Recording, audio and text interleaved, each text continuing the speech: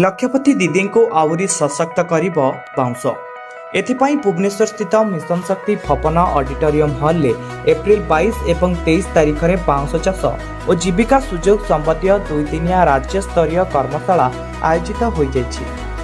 कर्मशालार प्रथम दिवस में उपमुख्यमंत्री प्रभाती परिड़ा मुख्य अतिथि भाव जोगदे कहिसेंति बाउंसरू प्रस्तुत उत्पादर चाहिदा को दृष्टि रखी ओडिशा रे बाउंस चाष ठारू आरंभ करी बाउंस शिल्प रे लक्षपति दीदी मानक पई सुजोग सृष्टि करबा निमंते ए कर्मशालार आयोजन करा जायछि।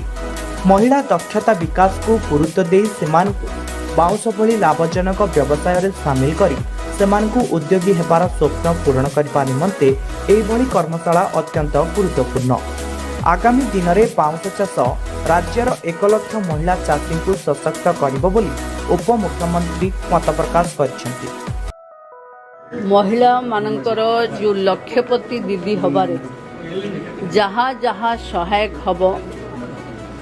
ताकू आधार करी काम को आरंभ करिछु केमती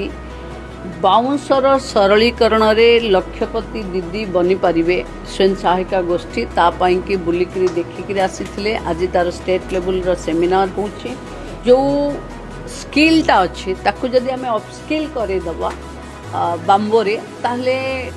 चाहे धूपकाठी हो बा विभिन्न प्रोडक्ट क्वालिटी हो एथिरे महिला माने सहजरे लक्षपति दीदी हेबे बा इंटरप्रेन्योर हबा पई जो आमे अपेक्षा करिछु वोमेन इंटरप्रेन्योरशिप एथिरे बढ़ी पारिबो बुझे महिलांका हाथ को रोजगार दबारे ये बैम्बो प्रोडक्ट बहुत बड़ काम रे आसीबो कारण आमे रूरल आ जो आदिवासी पहुंच अंचल अच्छी से बैम्बो प्लांटेशन बाम्बोर यूटिलाइजेशन बाम्बो को बेस्ट करी जदि स्किल को आमे सहज लब्ध करि पारिबो महिला मानको ताहले एथिरे गोटे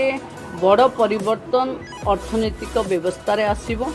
महिलांका हाथ को अधिक 2 पैसा समान काम रे आसीबो तेणु लक्षपति दीदी बनैबारे ये बाम्बो मिशन बड़ काम रे आसीबो। मिशन शक्ति विभाग अंतर्भुक्त ओडिशा जीविका मिशन द्वारा एक कर्मशाला आयोजित होइथिला। कर्मशाला रे मिशन शक्ति विभाग एवं ओडिशा जीविका मिशन वरिष्ठ अधिकारी डोमेन विशेषज्ञ मास्टर प्रशिक्षक एवं इंडस्ट्री फाउंडेशन परि जातीय अंशीदार संस्था प्रमुख अंशग्रहण करथिले। एही दुईदिनिया कार्यक्रम रे बाउंस रोपण कौशल अंतर्भुक्त फसल चाष मूल्य जोग उत्पाद विविधीकरण मूल्य निर्धारण डिजाइन नवीकरण विपणन एवं रप्तानी संभावना उपरे अधिवेशन मान आयोजित होइछि।